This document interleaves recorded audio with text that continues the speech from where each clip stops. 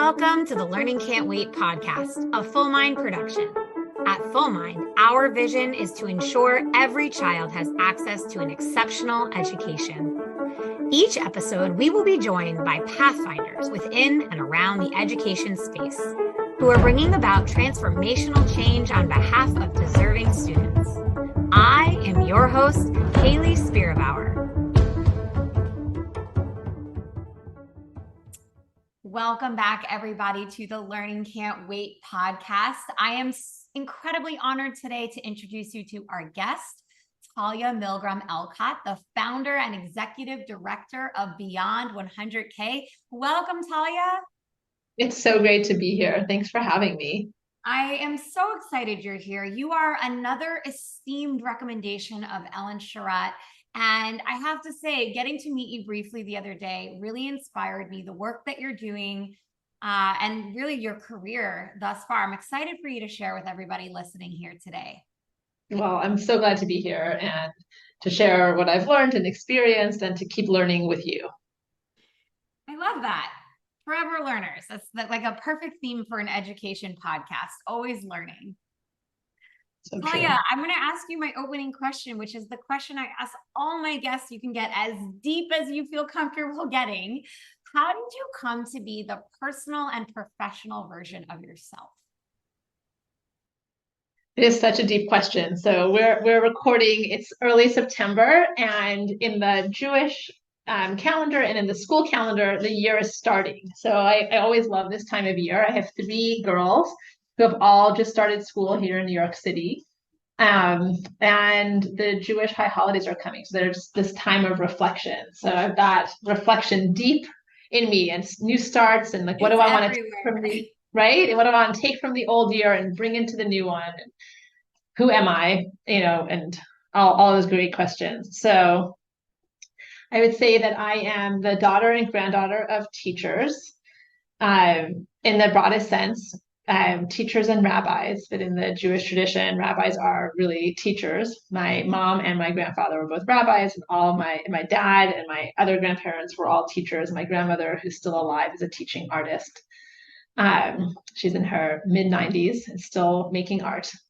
And so I think I had deep inside me this sense of the limitless potential, really, of every human, and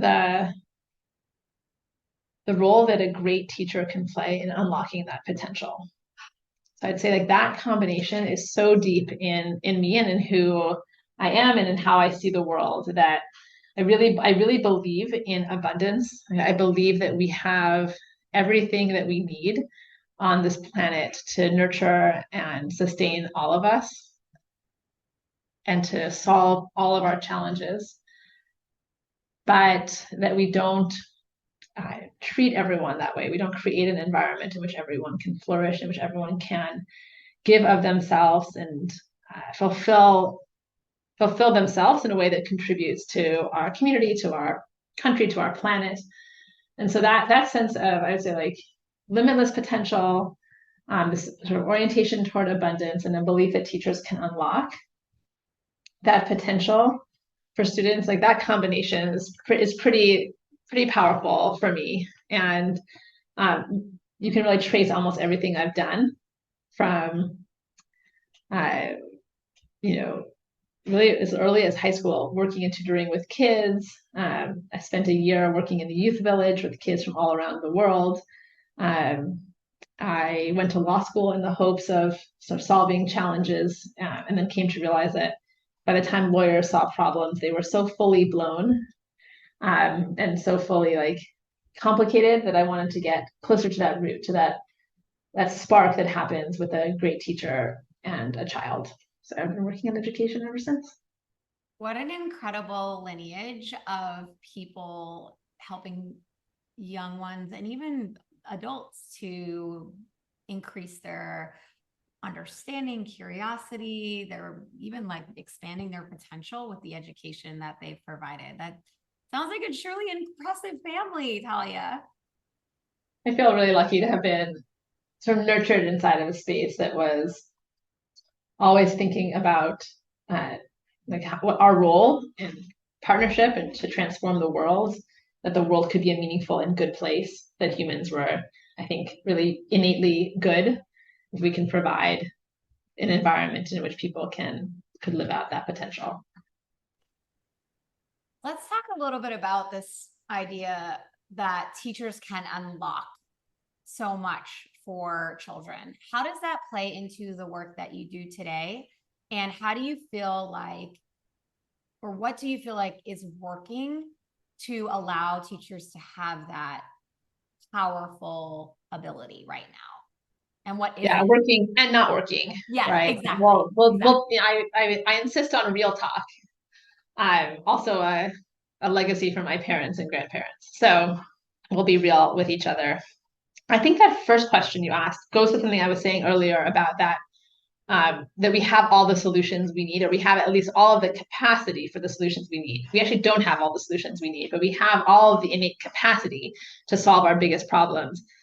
But I would say like the most important role that I think teachers have right now is to unlock for students the sense that they are essential to solving our biggest challenges, that they have something unique to contribute to solving those biggest challenges, and they have a role to play.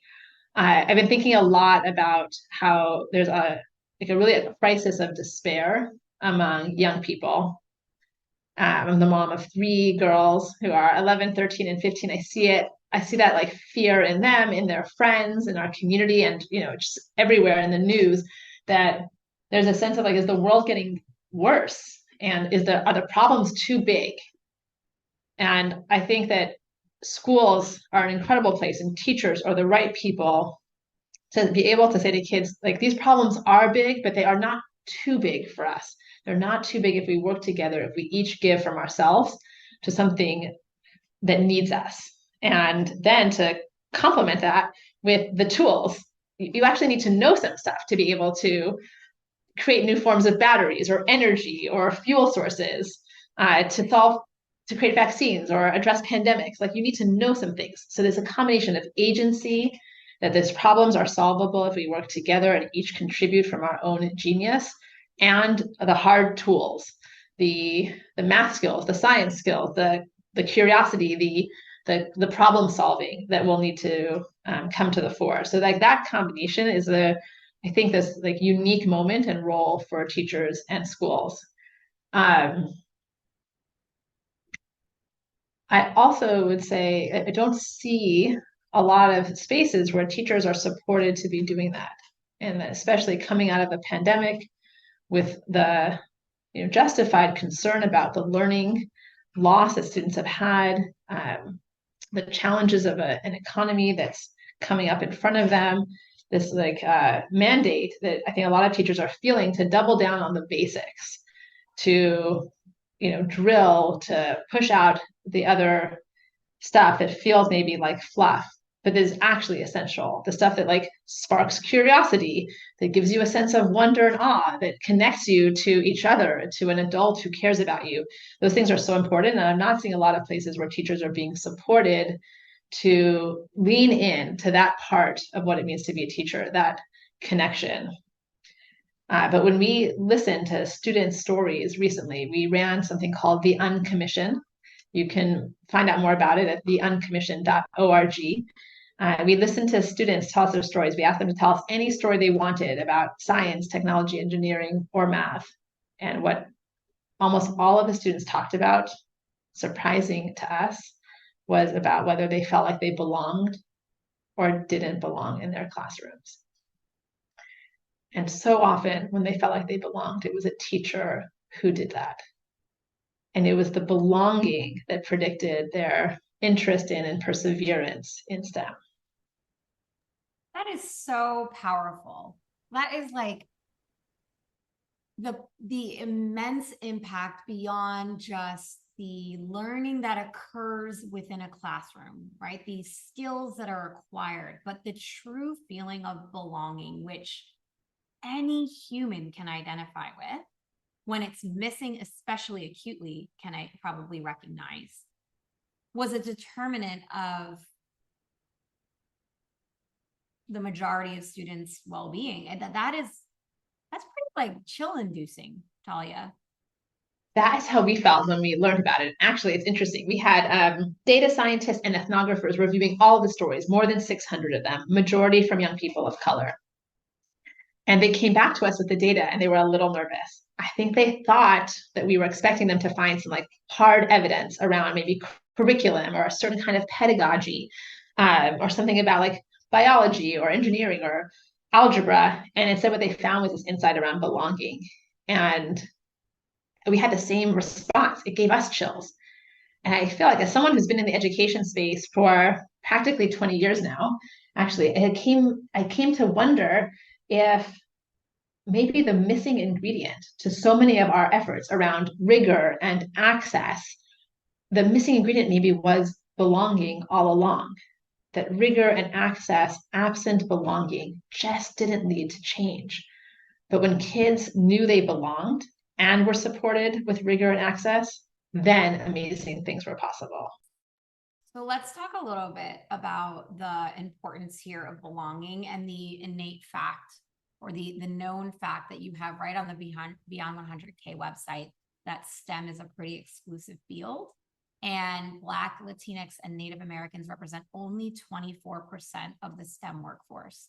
I think it's a little bit of a jump from the conversation around belonging in the classroom, but obviously not a completely disconnected conversation. Why is this so important? Why does it have like a central place on the landing page of Beyond100K? And how are you working to address this? I actually think it is like yin yang. It's like two parts of the same story. And part of the power of listening to young people of color who have been most excluded from STEM opportunity, not just in schools, but all the way through the workforce, and talking to them about STEM, a subject that has exclusion kind of in its DNA, that when you listen from the edges like that, you hear something that can ripple through and be true for almost universally. And that was our experience in this insight around belonging, that this feeling, I don't belong here, I can't succeed here, excuse me. And you can literally hear students use those words. Like, I was told I could never be good at math, or was told I would never succeed because I had gotten a bad test grade, or from Brendan, a young man from Pittsburgh, who told us that every year in his advanced math classes, he was the only African American, and his teacher or the students or both would turn to him and say, "Are you sure you're in the right class?" So kids who were literally told they don't belong, that with that experience, like you internalize that. You don't believe you belong and you don't believe you can succeed. And so how would we expect to have a workforce that reflects the full power and diversity of our country if we don't have opportunities for young people to learn, to know they belong, and to be pushed and supported to succeed in STEM?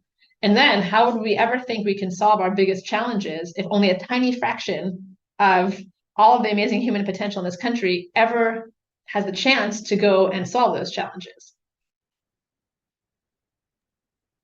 Appreciate the anecdotal stories that you shared, but also the grand picture of the impact holistically limiting or even not considering the full population of brilliance and talent that exists has on our country. The unfortunate fact that I often remind people is it's a backward little twist of fate that we live in a capitalist society that depends so deeply on the individual contributions of its members, and yet isn't willing and often is designed not to support marginalized populations, systemically oppressed populations in achieving their greatest potential through like systematic methods of inclusion and promotion and support. Totally. As Heather McGhee says in her book, The Sum of Us, if we're so much greater together and we need everyone to contribute to these problems, yet we've designed our schools to, and really like all the way through, to believe that only some of us can succeed. People who went who are in introductory math and science classes will tell you that professors say to students on the first day, look to your left and look to your right. Only one of you will be here by the end of the year. This sense that somehow there's a limited reservoir of potential in STEM, and that we need to just find those people and support them versus nurturing a much wider base to flourish and succeed. It is baked in. Everyone who is teaching in STEM has experienced that on the other end. Tons of people with potential and interest have been pushed to the sides. And we will need to rewire that part of our DNA to support and enable all of our future problem solvers to have the experiences and the skills that will allow them to be the problem solvers our future needs. So yesterday, I'm just realizing you were the author of the Forbes piece that I just read that came out about teacher shortages and if they're turning around. And your answer, as it says in the title, is the surprising answer is yes. I think I skipped the byline, which is like terrible. I didn't realize you wrote this. Let's talk about that article, because right now everybody loves to talk about the teacher shortage, myself included. Can you summarize for folks who may not have had eyes on your article that was published yesterday, what your opinion here is and why you feel that way? There are some really interesting early data coming out of the Department of Education that looked at teacher preparation programs across the country, starting in 2019, actually. I mean, they've been looking at them every year. But starting in 2019, we have been seeing a pretty consistent uptick in enrollment in teacher preparation. They're seeing it in the majority of states, 37 states in DC. They're seeing it across types of programs. So in traditional universities, as well as alternative teacher preparation. So there are reasons to be hopeful. We are seeing, I actually think this is connected to the Great Resignation and the sort of forces that are driving younger people to choose careers of meaning. I think we have seen what the world looks like, and people want to be part of making it better. And teaching is a very concrete and powerful, transformative way to do that. So that's the good sign, the good news. And worth like just celebrating, because for a decade before that, teacher preparation programs were in decline. So this is the first and marked uptick, even though it is still the case that we have fewer people enrolled in teacher preparation programs now than we did 10 years ago. But we can't just be focused on absolutes. We have to be thinking about, like you're naming, there's the first time there's a change. I love that you're paying attention to that. Yeah. I think is important to call out. It is. So it's amazing. The first time there's a change, I think it is tapping into something real and palpable that young people are feeling, which is they want to be part of changing the world. They want to. Someone said to us something really beautiful to me when I was preparing the article, which is the young people want to be offering to students what they didn't have themselves. And so we're really seeing that. It's driving young people across the board. It's driving young people of color to go into teaching. The cautionary piece is that we actually have enough people in our pipelines who are interested in teaching to fill all of the vacant seats we have. The question will be, can we keep them? Can we support them through the process of becoming a teacher by making it financially affordable, by giving them supports when things get hard, by helping them to learn the subject areas that are most in demand? Science, math, special education, English language learning, that will be the ones that will guarantee them jobs, but also really fill those empty seats. Like, those are questions for the system. But what I think we're seeing here unmistakably is that young people are voting with their feet to say that teaching is a place and a career that will help them to contribute and to feel like their lives, their professional lives are meaningful.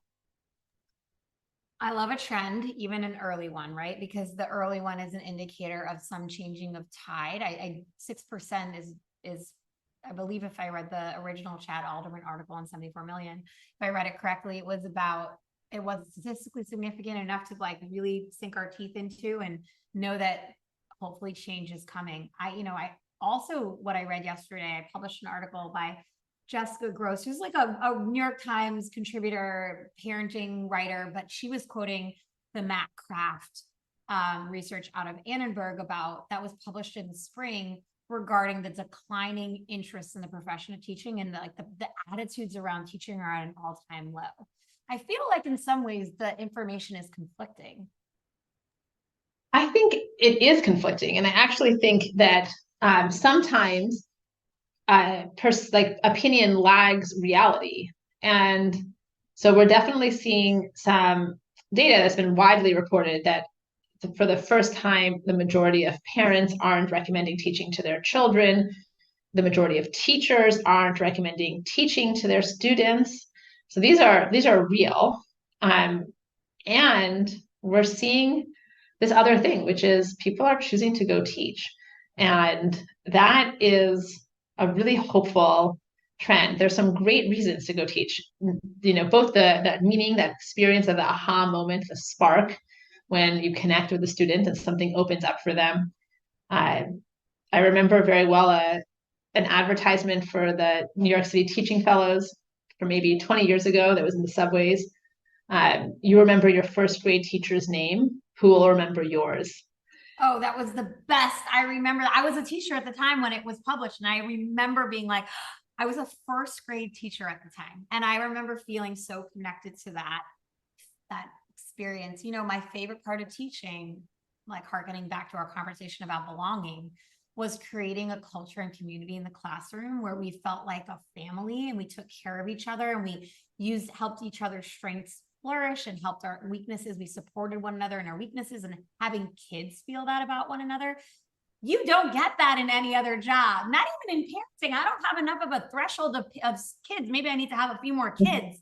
I mean, my boys do look out for each other, but I that's the thing I miss the most. Curiosity, like building their curiosity about learning and having them care for one another as human beings, whether or not they liked the kid. How do you care for the community and how do you treat one another? I loved building that. And when people ask me, Hayley, do you miss being in the classroom? I say, I miss that. I miss that feeling. And teaching is so exceptional that you get to have such a profound impact. And they might remember your name 30 years later. Mine was Miss Kleinman, and I ran into her in a deli 10 years ago and was bawling when I saw her because she had such a profound impact on my life. Mine was Dorette Diamond in second grade, and here's my early teachers. My grandmother was a religious school teacher, an after school teacher, and many years ago, she was walking with my brother, who's a professor, on the campus where he teaches, where he's like a known entity, and someone came running up behind them and taps him, and he turns around thinking it would be a student, and the person says, Ruth Elcott, is that you? She had been his teacher like 20 years before, and he recognized her and just wanted to tell her what an impact she had on him. She was across the country, a country away from where she had taught. And here was this little kid who had been once her student, who was now a young man, an adult, finding her to say what a difference she had made. You're giving me an idea because I have stories like that too. I went on a school visit right before COVID hit, and I was with a colleague who was new to my organization, and I was in the neighborhood where I had worked for a decade. And in every other block, I ran into a family that I knew, or a teacher or a security officer that was working in a new building. And it was like going home, it was so nice. I feel like I should do an episode where people, and like stitch together people telling stories like that. Because, I love that idea. I wrote a piece actually for Forbes back when the pandemic had started, just like going to the people on the front line of the vaccine work and asking them about a teacher who had put them on this path. We once did a little video that was about teachers, and like its premise was that Albert Einstein was at some point Albert Einstein, but before that he was like little Albie in a classroom somewhere. Like all of us have had people who have unlocked potential for us and have seen something in us. What is that like? And it's, for most of us, it's a teacher or teachers if we're lucky. And there's no other profession that can say that. There's no one else. When you ask just that open-ended question of who made you who you are, it is so often, if it's not a family member, more than anyone else, it's a teacher. Oh yeah. In my season 1 and season 2 of the podcast, I asked a question about who's had like a profound impact in your life. That was like a question I standard asked. And I actually stopped asking it because every single person said a teacher. And it often wove itself into the story of the question I now ask, which is how did you come to be the personal and professional version of yourself? But it wasn't like profound insight because every single guest was like, I had this teacher. And like, yes, that is important. And usually it came to be just like you told your story about important teachers in your lives, in your own life. And so I think that that's so true. And now I have some work to do on this. It sounds really fun. Talia, I love it. I listening to you, I am so moved by the way you storytell and the stories that you're telling. It is so clear the passion